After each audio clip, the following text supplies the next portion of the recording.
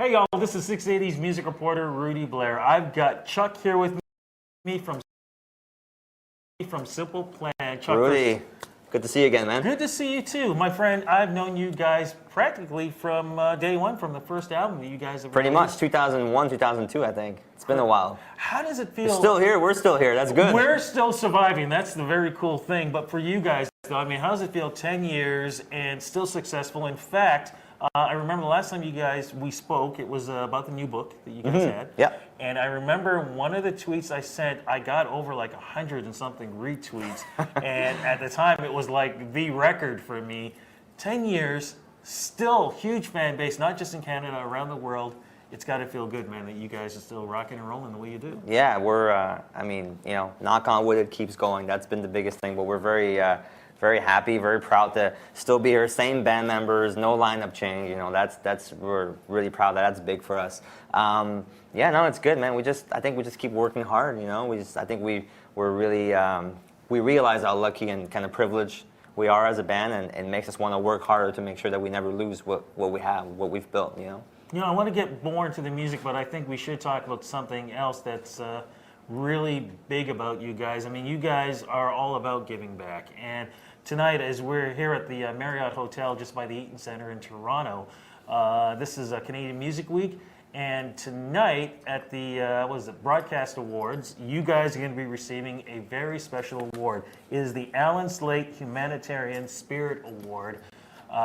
Talk a little bit what the award is and what it means to you guys to be receiving this. Yeah, it's really amazing. You know, we started out the foundation in 2005, and you know, it's been our way to give back, to try to get involved. You know, we got to live our dream playing music, and we realized, you know, by meeting our fans and talking to them, that a lot of them out there are not necessarily, you know, it can be tough for a lot of young kids, and they use music as a way for them to, you know, to feel better, and a lot of times it feels like that's all they got, you know, and we kind of realized that, and we realized that, you know, we could help them with our songs, but it didn't feel like it was enough, you know, it didn't feel like we were, like, it felt like we could do something more, and that's when the idea of the foundation kind of came about, and it's been, you know, it started really small. We didn't really know how, you know, how big it would get, and what we could really accomplish, and ever since we started, it just keeps getting bigger every year, and now we've reached, you know,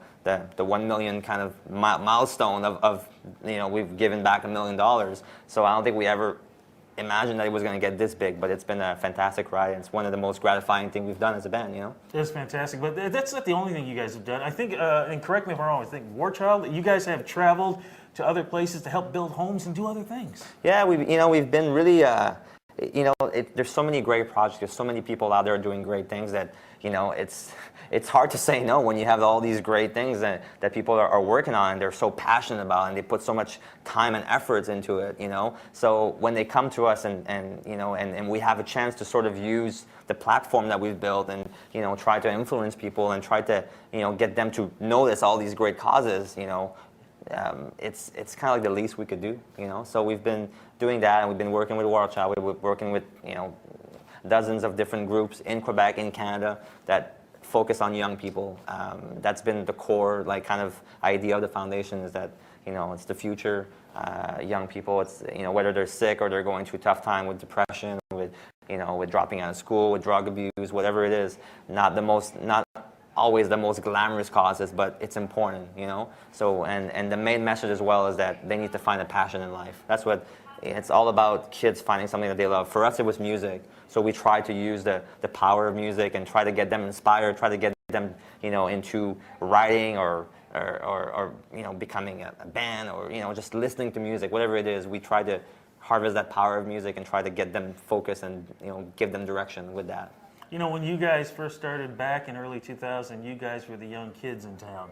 Now you guys are more like the dads, if you want to put it that way. What are you trying to say? No, what I'm trying to say is, again, when we talked about a little bit earlier, I mean, you guys have, you know, so many years of great success, though. But how do you think the band has changed, not just personally, but musically over the years, as you guys become men, older men? Yeah, you know, it's really interesting, because we were so used to being the youngest band on any festival or or any shows, or oh yeah, that's the baby band starting out. And now like it's and we would look up to all these bands that we were playing with, and now it's funny, kind of like things are kind of reversing in some ways, where we have young bands coming up and saying, man, I grew up on your music, you influenced us so much, and it's like, wow, how did that happen so quickly? And obviously as a band, the challenge is to stay current, to stay to not become kind of obsolete. So I think every record,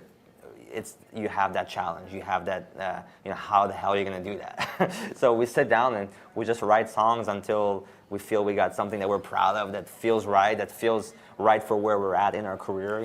I want to get into that because you guys seem to really understand yourselves. Now again, I'm not going to knock Madonna, and I'm going to bring her name up, but I noticed that when she releases an album or she's out on tour, she still kind of acts as if, or tries to reflect that she's still that 21-year-old who we knew back in the 80s.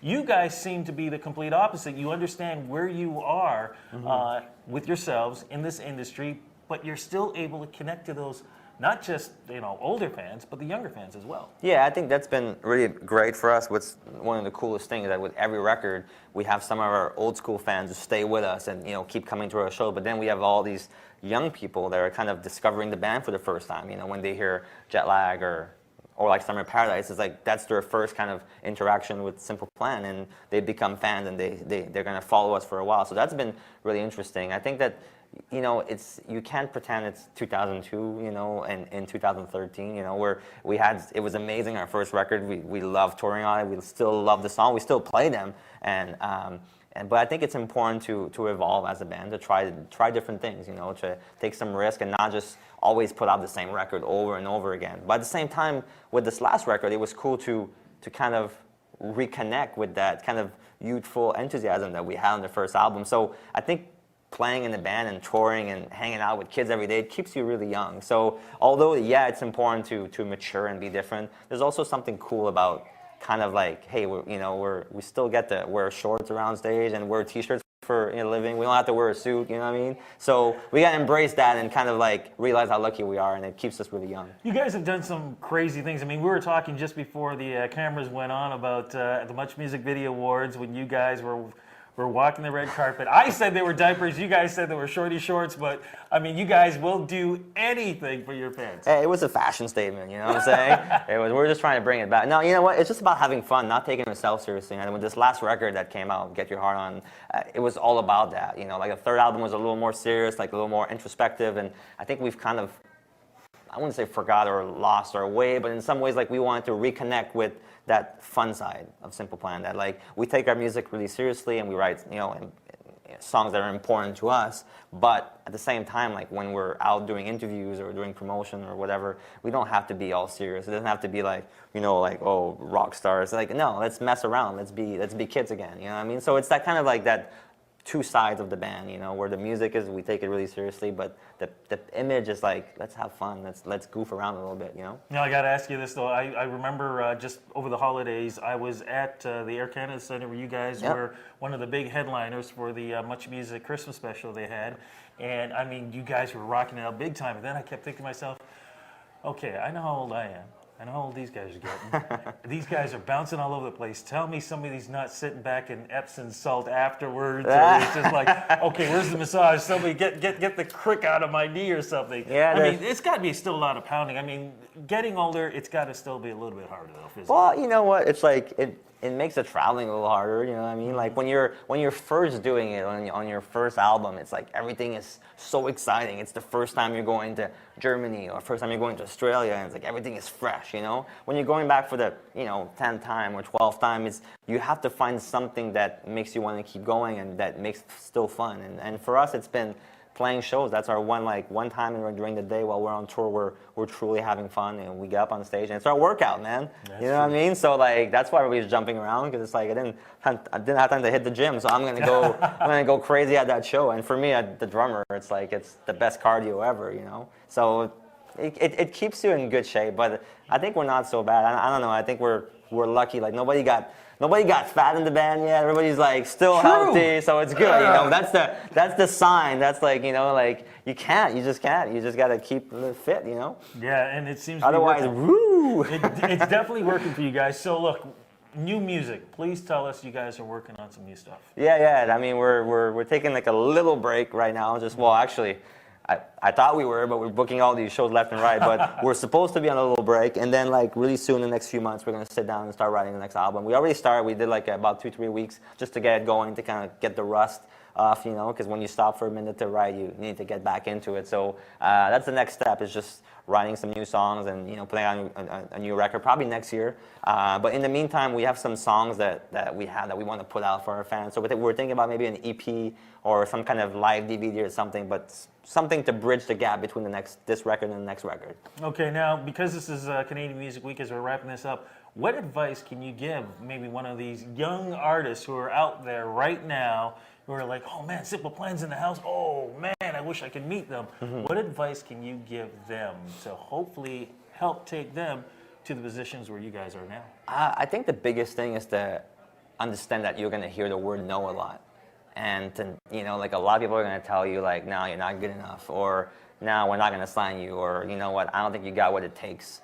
And we heard it. Every band that I know heard it. Like, it's pretty rare that a band comes out and everybody just loves it.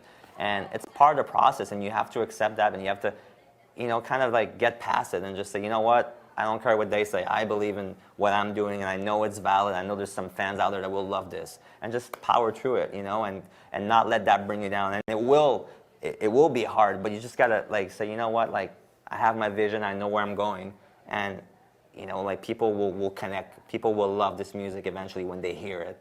And that's been the key for us. Like even today, like we always been kind of the underdogs, you know what I mean? Like no matter how big the band is perceived, like you always have to prove yourself, and I think that's what keeps you hungry and keeps you going. Fantastic. Well, look, congratulations again. Thank you. I am going to be in the audience when you guys are receiving that award. Sweet. So I will definitely be the first one standing up. Please say hello to the rest of the guys for me. And, for sure.